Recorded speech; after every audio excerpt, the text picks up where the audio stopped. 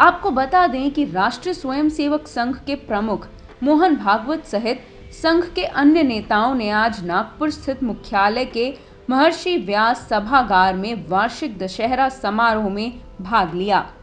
इस मौके पर संघ प्रमुख ने कहा, हमारी सेना की अटूट देशभक्ति और अदम्य वीरता, हमारे शासनकर्ताओं का स्वाभिमानी रवैया तथा हम सब भारत के लोगों के दुर्दम्य नीति धैर्य का परिचय चीन को पहली बार मिला है।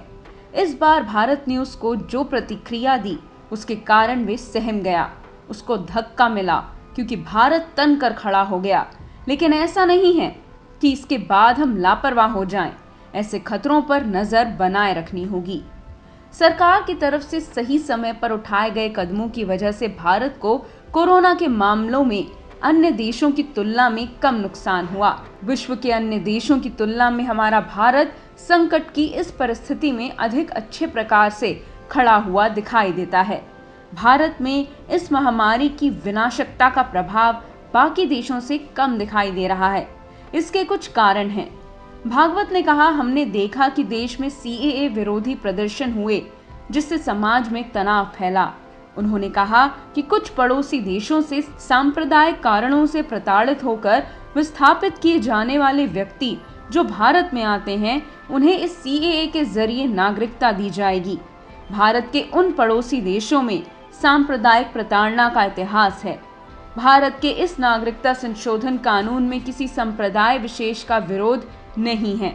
संघ प्रमुख ने कहा कि जो भारत के नागरिक हैं, उनके लिए इस कानून में कोई खतरा नहीं था। बाहर से अगर कोई आता है और वे भारत का नागरिक बनना चाहता है तो इसके लिए प्रावधान है जो बरकरार हैं। वो प्रतिक्रिया जैसी की तैसी है।